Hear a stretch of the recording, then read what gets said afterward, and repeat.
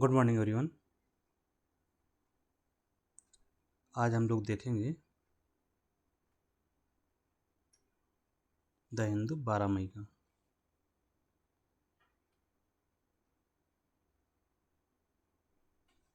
तो शुरू करते हैं हम लोग। फर्स्ट न्यूज है टीएफआर पे। टीएफआर क्या होता है तो आप लोग जानते ही होंगे। टीएफआर पहले तो इसका फुल फॉर्म जानते हैं हम लोग।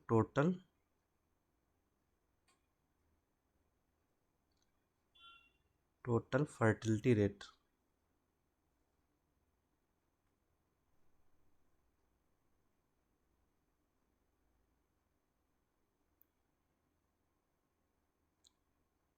टोटल फर्टिलिटी रेट हिंदी में हो जाएगा सकल प्रजनन दर।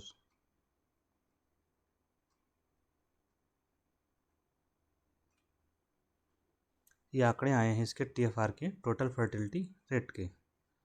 तो पहले आंकड़े देख लेते हैं क्या आया है। तो इसके जो आंकड़े आए हैं इसके दो तरीके से आए हैं। भारत की जो सकल प्रजनन दर है वो हो गई है 2.0। कितनी हो गई है ये याद रखेंगे, 2.0। और इसको भी अगर बाइफरकेट हम करते हैं शहरी और ग्रामीण क्षेत्र में,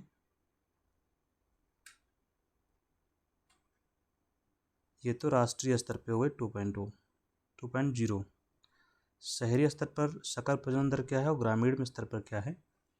तो जो शहरी स्तर है वहाँ पर 1.6 है और गांव में 2.2 है। यहाँ एक बात ध्यान देना है, शहर में चूँकि जागरूकता ज़्यादा होती है तो वहाँ पर प्रजनन दर क्या हो रही है, कम हो रही है। बर्डन भी ज़्यादा रहता है और गांव में ज़्यादा है। तो एक कंपैरेटिव याद रखेंगे कि कहाँ ज़्यादा है कहाँ कम है, कम से कम। इसके अलावा ये होता क्या है, अब हम चर्चा करते हैं टीएफआर होता क्या, सकल प्रजनन दर क्या है, जिसके बारे में हम चर्चा कर रहे हैं। फिर आगे हम बात करेंगे इसको कौन पब्लिश किया क्या है। ठीक है। सकल प्रजनन दर एक महिला द्वारा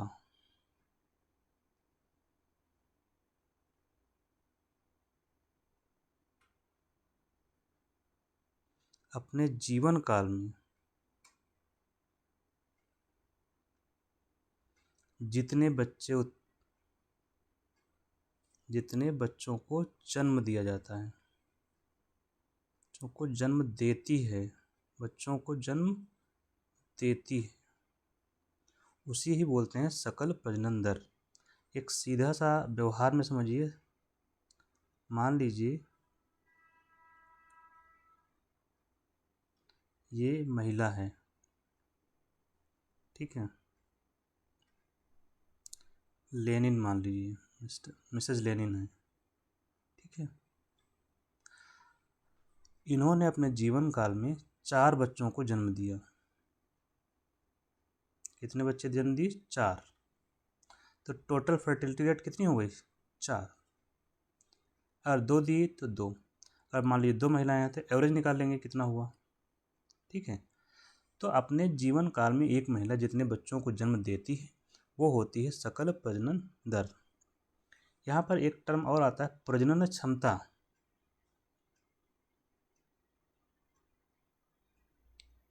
दर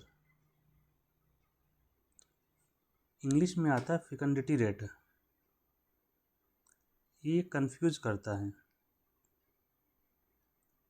तो यहाँ दोनों में अंतर क्या है जो वो आपको पता होना चाहिए। बेसिकली ये पोटेंशियल को मेजर करता है कि कितने बच्चे जन्म दे सकती है, देने की बात नहीं करता, कितने जन्म दे सकती है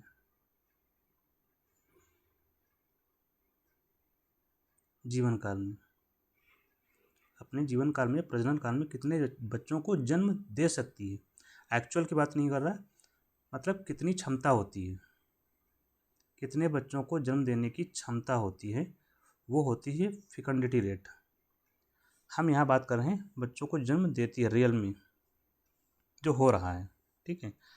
इसको हम मेजर भी करते हैं, तो यही मेजर किया गया है जो पूरे भारत का कितना आया 2.0 है सकल प्रजनन दर। यहाँ एक बात और याद रखना है, सकल प्रजनन दर कितनी होनी चाहिए कि रिप्लेसमेंट लेवल पर बनी रहे। तो सकल प्रजनन दर की प्रतिस्थापन दर,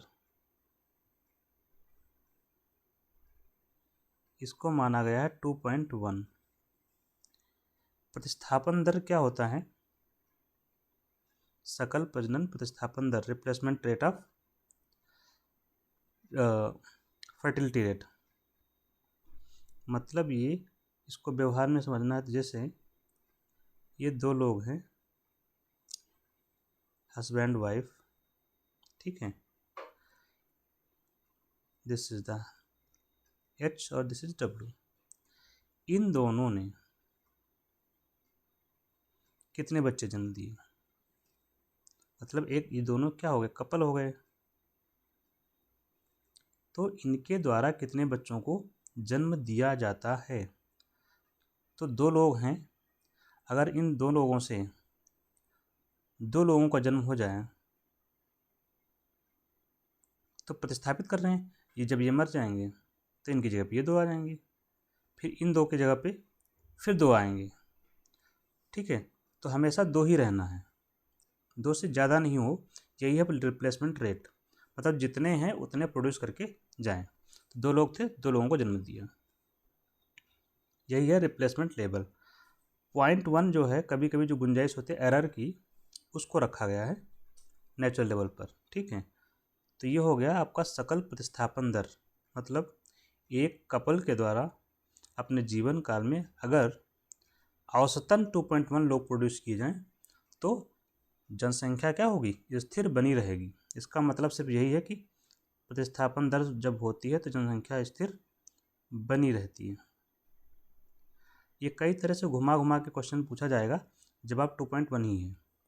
कभी कभी आता है कि टोटल फर्टिलिटी रेट कितनी हो कि जनसंख्या स्थिर बनी रहे, तो ये हो जाएगा 2.1। कभी कभी आता है कि प्रतिस्थापन दर कितनी होनी चाहिए कि जनसंख्या स्थिर रहे, तो वो भी 2.1। अब हम बात करते हैं डेटा जो पब्लिश किया गया है उसमें और क्या चीज़ें हैं, ठीक है। तो इसमें जो डेटा आया है, कंपैरिजन करके बताया गया है इसमें। जैसे 0 से 14 आयु वर्ग के लोग का परसेंटेज 1971 में कितना था और उनका 2021 में क्या हो गया। ये आंकड़ा 2021 का है जो हम लोग चर्चा कर रहे हैं। तो इसमें बताया है कि 0 से 14 आयु वर्ग, ये हैं आयु वाले, 0 से 14 आयु वर्ग के लोगों का परसेंटेज 41.2% था 1971 में, जो अब घटकर 24% हो गया है, 24.8%। मतलब बच्चों का परसेंटेज घट गया है, जो 40-41% था अब 24-25% हो गया है। दूसरा, 15 से 59 यही वर्ग होता है जो काम करता है, जिसको हम डेमोग्राफिक डिविडेंड बोलते हैं, ठीक है। इस आयु वर्ग का जो परसेंटेज था 53.4%, वो हो गया है 66.2%। तो यहाँ पर हुई है वृद्धि, सॉरी,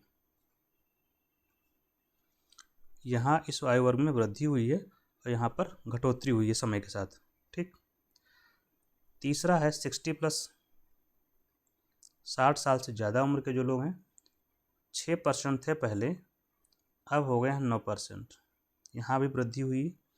प्लस 65+ का भी आंकड़ा आया हुआ है, ये 5.3 से 5.9 आया। तो इतना है, आपको क्या याद रखना है, हमें बेसिकली इस पर फोकस करना है 15 से 59 वाले पर, यहाँ पर वृद्धि हुई है।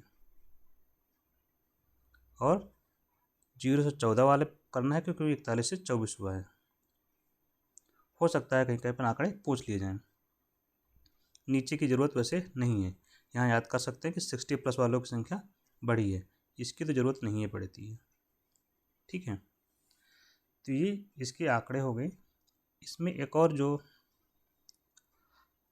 महत्वपूर्ण डेटा है वो ये है कि सबसे अधिक प्रजनन दर कहाँ पर है। TFR हाईएस्ट किस स्टेट में है, ये बताया गया है बिहार में 3%। और जो कम है, सबसे कम, इसमें दिल्ली प्लस पश्चिम बंगाल दोनों का एक ही स्थिति है 1.4। ये हो गया जो डेटा है कि सबसे अधिक जन्म दर और वो कहाँ है सबसे कम। एक और चीज़ आई है कि इसमें 60+ सबसे अधिक लोग कहाँ पर हैं, मतलब जिनकी उम्र 60 या 60 से ज़्यादा है। तो सबसे ज़्यादा हैं केरला में।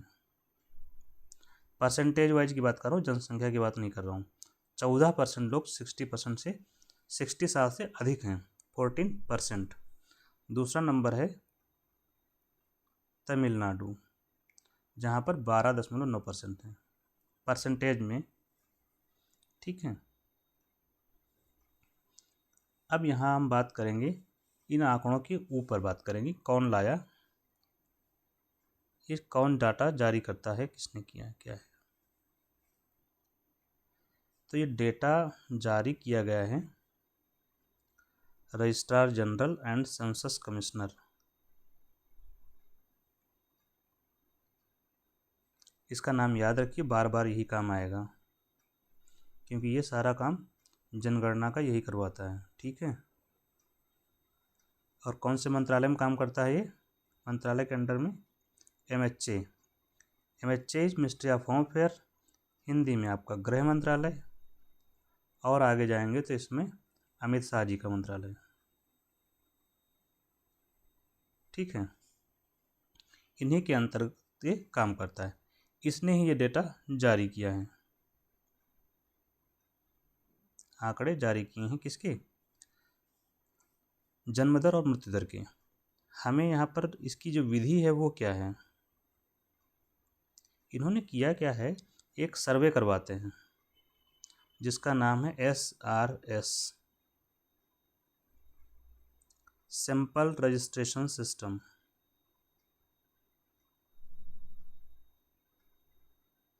सैंपल रजिस्ट्रेशन सिस्टम, ये है सर्वे। और जब भी सर्वे होता है तो उसमें सभी लोग शामिल नहीं होते हैं। मान लीजिए भारत की जनसंख्या कितनी है, 1.4 बिलियन मान लेते हैं। इसमें से इन्होंने जो सर्वे किया है सिर्फ 84 लाख सैंपल लिए हैं। 84 लाख सैंपल, मतलब इतने लोगों से पूछा गया है कि भाई जानकारी इनसे ली गई, तुम्हारे घर में कितने लोग हैं, कितने बच्चे हैं, इस तरह से जानकारी लेकर ये डेटा बनाया गया है। तो इस डेटा के बारे में जो भी हम पढ़ रहे थे, इसके बारे में एक बात याद रखनी है कि एक्चुअल आंकड़ा नहीं है जो इसका कमी है, ये सिर्फ सर्वे है जो SRS सैंपल रजिस्ट्रेशन सिस्टम विधि द्वारा करवाया गया है। ठीक,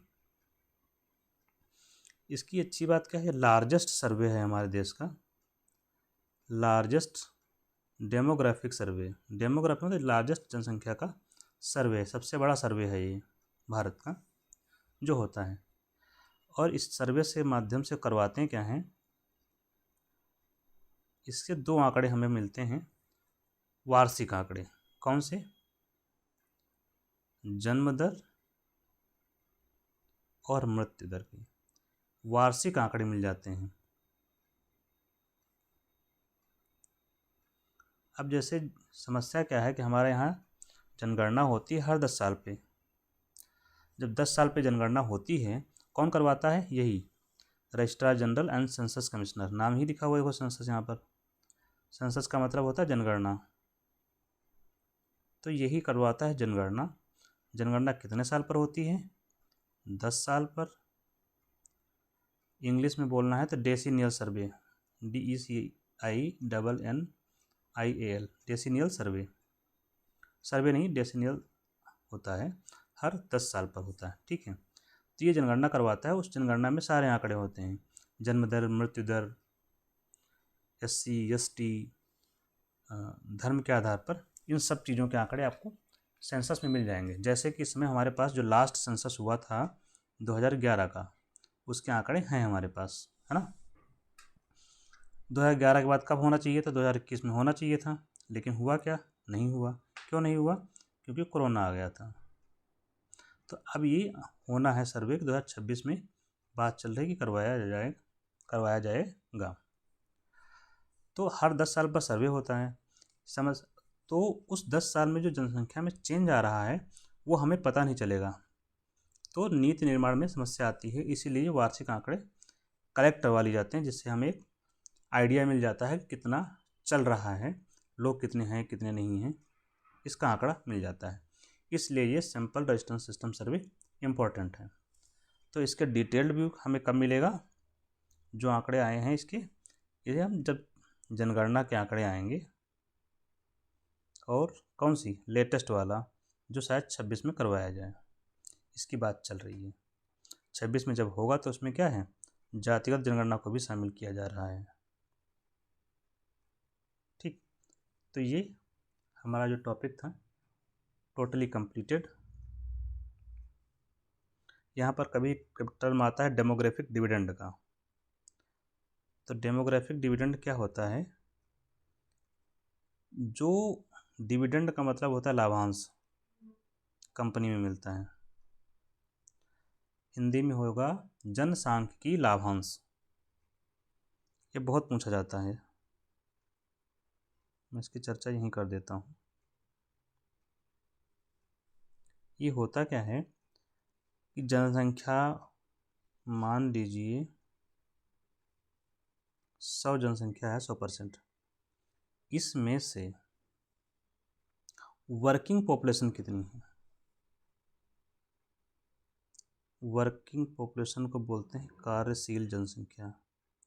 देखिए शब्दों का बड़ा खेल है इसमें, कार्यशील समझ में नहीं आता है। आप व्यवहार में समझिए, जो लोग काम करने जाते हैं, तो आपको ये पता होना चाहिए काम करने कौन से लोग नहीं जाते हैं।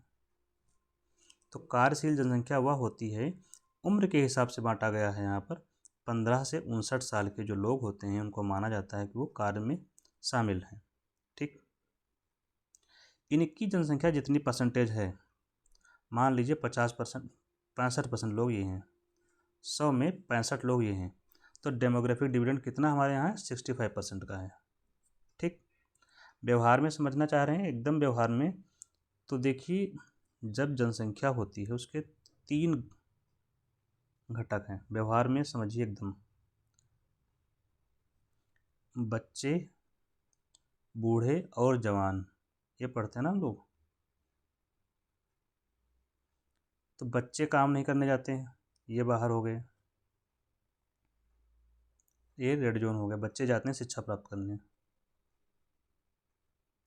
बूढ़े काम नहीं कर सकते, ये जाते नहीं हैं क्योंकि इनको शिक्षा प्राप्त करनी, ये कर नहीं सकते काम।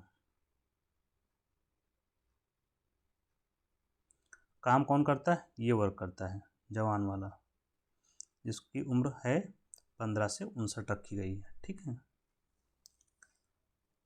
ये बच्चे और बूढ़े ये दोनों डिपेंडेंट होते हैं इस वर्ग पर, जवान वाले वर्ग पर, अपनी आजीविका के लिए, अपने खान पान, रहन सहन, जो भी ज़रूरतें हैं उनके लिए इन पर निर्भर होते हैं। तो जब जो बूढ़े हैं, बुजुर्ग हैं और बच्चे हैं, इनकी संख्या बढ़ जाती है तो डिपेंडेंसी रेशियो बढ़ जाएगा। कभी कभी आपसे पूछ लिया जाता है सही करके कि डिपेंडेंसी क्या होता है, तो आप बता दीजिए डिपेंडेंसी रेशियो क्या होता है। डिपेंडेंसी का मतलब कहते हैं ना, ये हम पे डिपेंड हैं, वो हम पे डिपेंड हैं।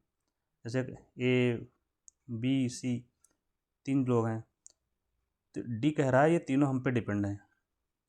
तो कितने लोग जनसंख्या में डिपेंड हैं दूसरे पर? वो लोग नहीं जो मक्कारी कर रहे हैं, काम नहीं कर रहे हैं, उनकी बात नहीं हो रही है। हम आयु के हिसाब से देखेंगे तो कितने डिपेंड हैं? डिपेंड वाले 2 ही वर्ग हैं, बच्चे और बुजुर्ग। अब किस पर डिपेंड हैं? जो युवा है या जवान वर्ग है, इस पर डिपेंड है। इनकी संख्या बढ़ रही है, इसका मतलब डिपेंडेंसी रेशियो बढ़ रहा है, सीधा सा मतलब है। ये ज़्यादा है तो डिपेंडेंसी ज़्यादा है, तो सिंपल सा लगा लेंगे। नेक्स्ट है टॉपिक कास्ट सेंसस को लेकर के कुछ नई चीज़ें आई हैं। जातिगत जनगणना हिंदी में नई चीज़ें, जैसे आपको क्या सुझाव दिए हैं यहाँ पर, कुछ सुझाव आपको लिखने हैं क्योंकि अभी तो हो नहीं रही है, तब तक आपको बेसिक आइडिया तो रहना चाहिए। इस समय चल रही है बात जाति जनगणना की कि जाति जनगणना करवाई जाए। क्या इससे पहले नहीं हो रही थी? हो रही थी। 1941 तक हुई है, मतलब 31 में 21 में सब हुई है। लेकिन हमारे पास जो आंकड़े सरकार ने पब्लिश किए हैं 31 के पब्लिश किए हैं, 41 में भी जनगणना करवाई गई जातिगत, आंकड़े पब्लिश नहीं किए गए। 1931 के आंकड़े प्रकाशित किए गए हैं, तो लास्ट हमारे पास यही डेटा है उपलब्ध। इसमें बताया गया है कि देश में 4147 जातियां थी। आज़ादी के बाद से हमने जनगणना जातिगत नहीं करवाया। आज़ादी के बाद से जातिगत जनगणना नहीं हुई, मतलब 1951 से नहीं हुई।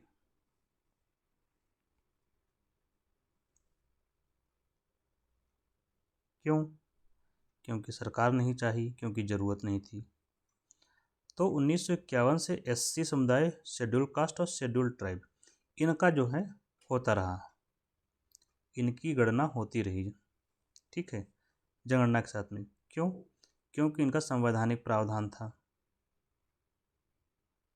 संवैधानिक प्रावधान, संविधान में उल्लेख था सामाजिक न्याय का, जो 15 और अनुच्छेद 15 और 16 में है, ठीक है। सामाजिक न्याय, तो इसमें सामाजिक न्याय का मतलब आरक्षण, इसको बोलते हैं पॉजिटिव इंटरवेंशन, सकारात्मक हस्तक्षेप सरकार के द्वारा किया गया। अफर्मेटिव एक्शंस, आरक्षण कहाँ पर? नौकरी में और शिक्षा में। चूँकि इनको नौकरी इन द सेंस सरकारी, चूँकि इनको आरक्षण का दिया जाना था, तो इनके बारे में जानकारी भी चाहिए थी, कितने लोग हैं कितने लोग नहीं हैं देश में, क्या इनकी स्थिति है, इसलिए करवाया गया। लेकिन सरकार का जो स्टैंड रहा, इसके बाद जब कहा गया कि ओबीसी की बात थी, तो ओबीसी का क्यों नहीं करवाया गया? रीज़न दिया गया था कि इनका आरक्षण तो है नहीं, तो इसकी कोई हमें ज़रूरत है नहीं, ठीक। इसके बाद जब क्या हुआ कि ओबीसी के आगे बढ़ाने के लिए कुछ कमेटी या आयोग बनाए गए। जैसे पहला आयोग बना था आपका काका कालेलकर,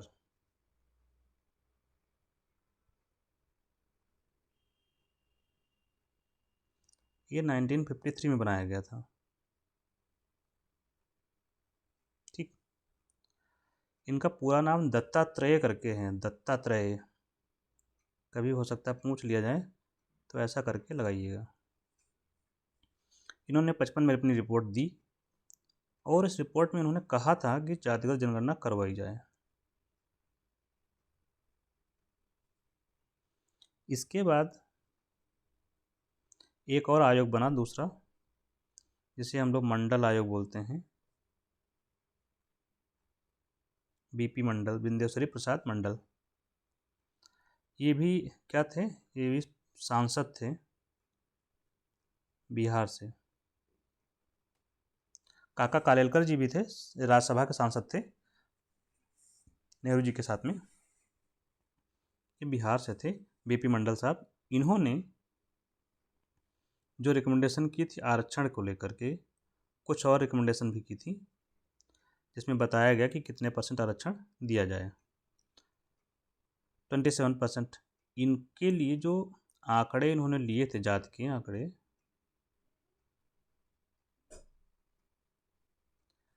जाति के जो आंकड़े लिए थे वो 1931 के सेंसस से लिए थे,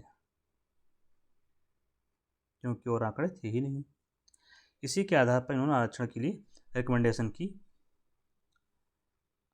और आरक्षण को लागू किया गया बीपी सिंह की सरकार ने। इनकी जो सिफारिशें थी मंडल आयोग की, वो बीपी सिंह ने पार्सली लागू की। ठीक।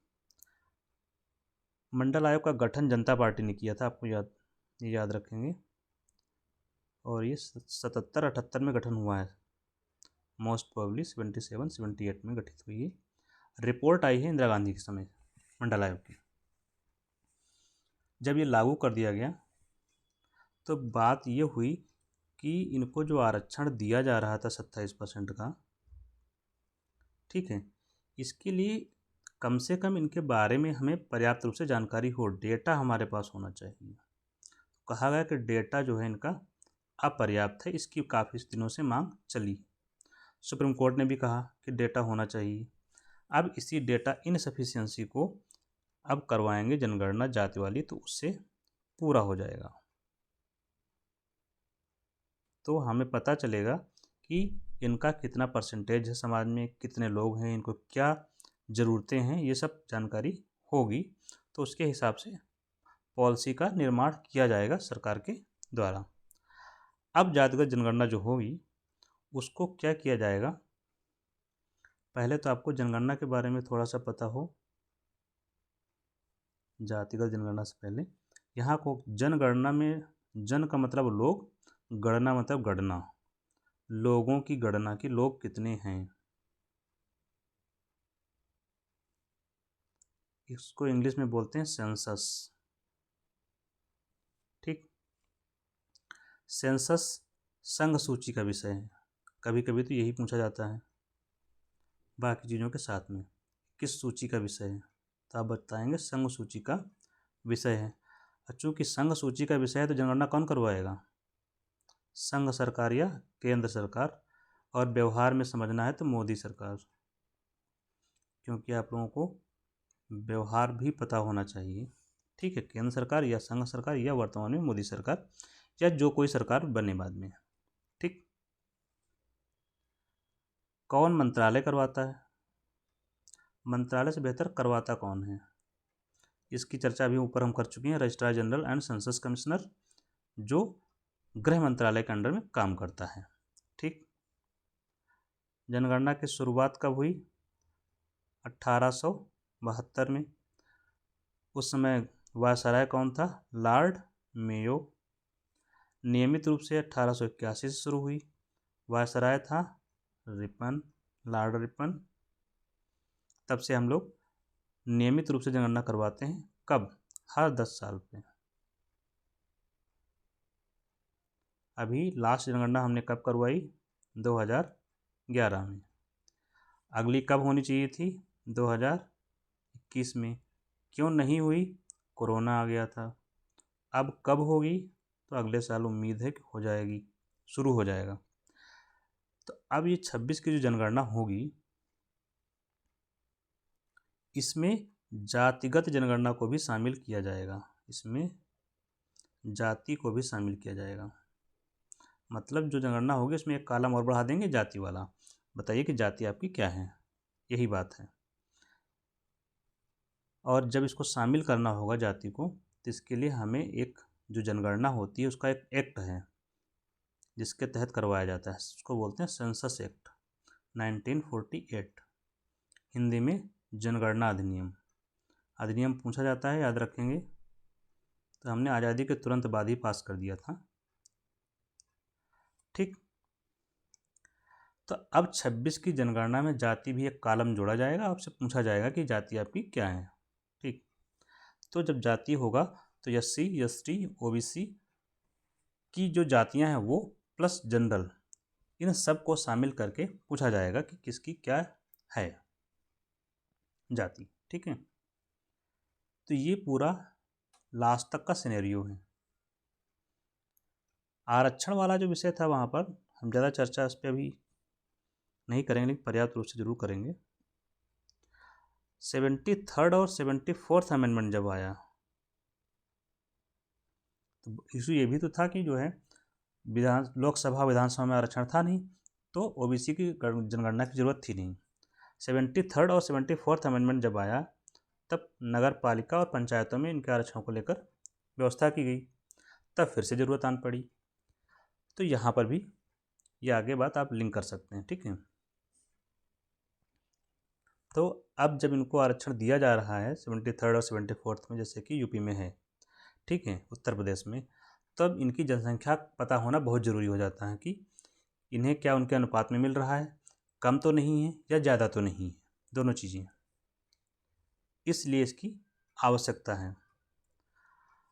अच्छा, इसके बीच में सरकार ने एक और जनगणना करवाई थी जिसको बोला जाता है सेक, सोशियो इकोनॉमिक कास्ट सेंसस।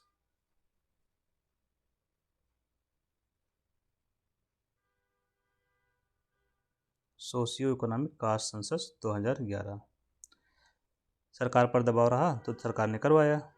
दिक्कत क्या थी, देखिए 2011 की जनगणना हुई तो उसी की बात करवाई थी, उसके बाद करवाई है, तो उसके बाद करवाई गई थी, जनगणना का पार्ट नहीं था, सबसे बड़ी समस्या थी, जनगणना का भाग नहीं था ये,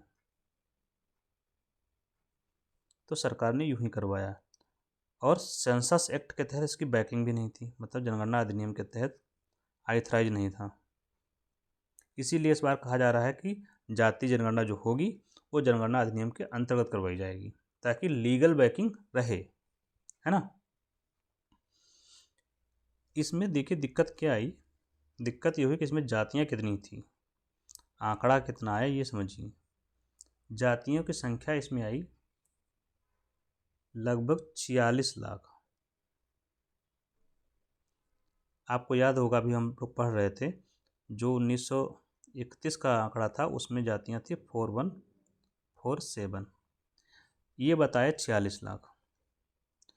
तो ये डेटा क्या है, गलत है, ठीक नहीं है, ये समस्या यहाँ पर हुई। दूसरा क्या हुआ, एक और सर्वे है, anthropological survey of India, anthropological survey of India,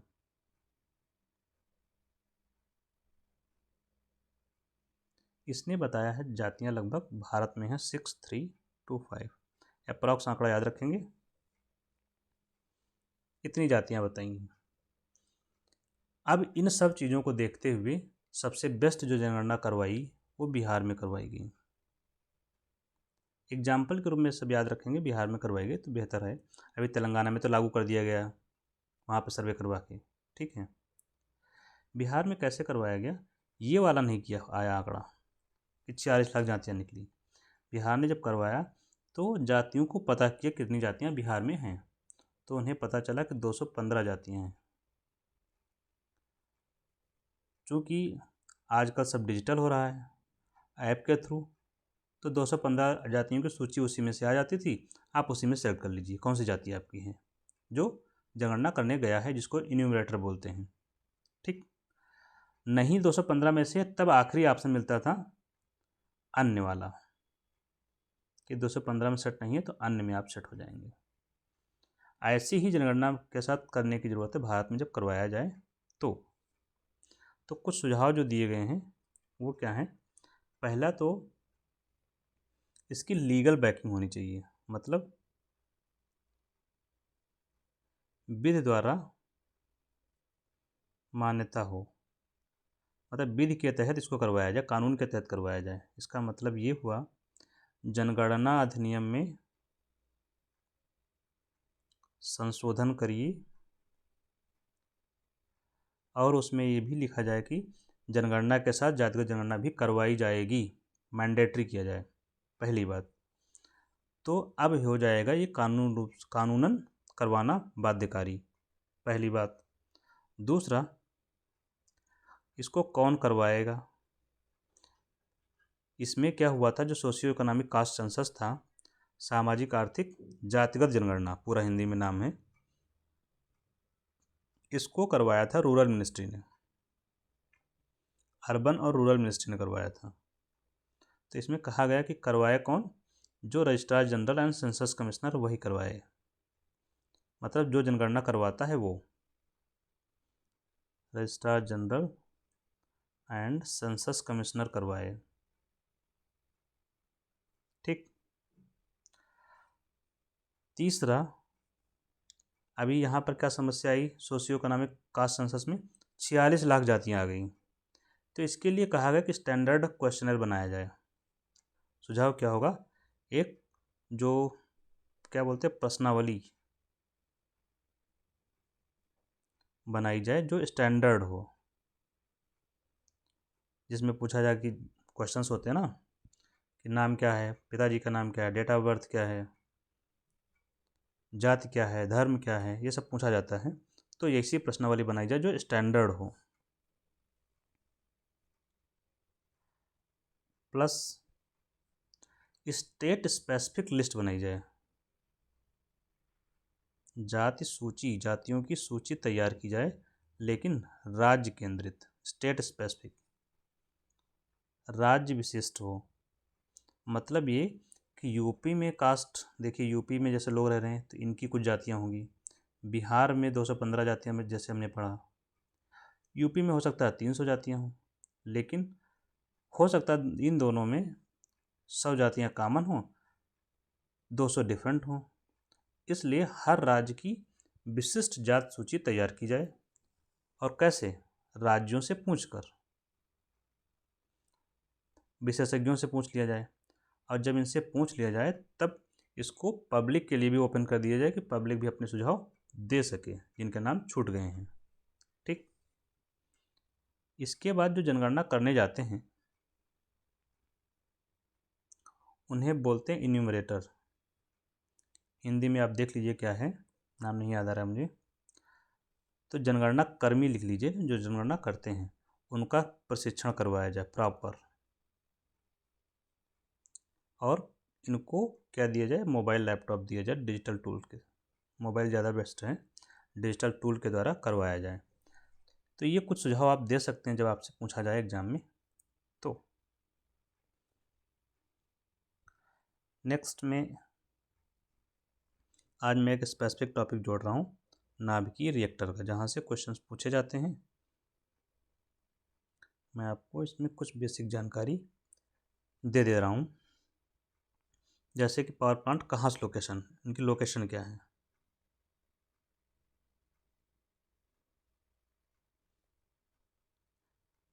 तो एक है हमारे यहाँ नरौरा में, नरौरा कहाँ है, उत्तर प्रदेश में। दूसरा है रावत भाटा, ये कहाँ है, राजस्थान में, राफा रावत, राफा राजस्थान। तीसरा है काकरापार में, ये कहाँ है, गुजरात में। फिर है तारापुर, ये है महाराष्ट्र में। फिर है आपका कैगा, काफार कैगा, काफार कर्नाटक। छठा है कलपक्कम, ये है तमिलनाडु में। सातवां कुडनुकुलम, ये भी है तमिलनाडु में। यहाँ एक बात याद रखेंगे, हम लोग कभी भी पढ़ते हैं ना कि इस समय भारत में 23 रिएक्टर हो गए हैं तो इतने ही, 23 कैसे हो गए, साथ ही हुए ले दे के, ये कन्फ्यूजन आप लोगों को रहता होगा। तो इसका विकल्प सिंपल विकल्प नहीं है, सीधा सीधा समझ लेना है कि इस लोकेशन पर नरौरा में जो है, जैसे यूपी में, यूपी में 2 यूनिट हैं, मतलब 2 रिएक्टर बने हुए हैं, और दोनों यूनिट की क्षमता 220 मेगावाट की है, 220 का ये, 220 का ये। तो यूपी में कितने हो गए, 2। ऐसे ही हर राज्य में है, तो उनको जोड़ोगे तो 23 बनेंगे। दैट इज, यहाँ नाभिकीय रिएक्टर है तो ईंधन क्या होता है इसमें, यूरेनियम। ठीक। तो हम लोग कल मिलेंगे, तब तक के लिए थैंक यू।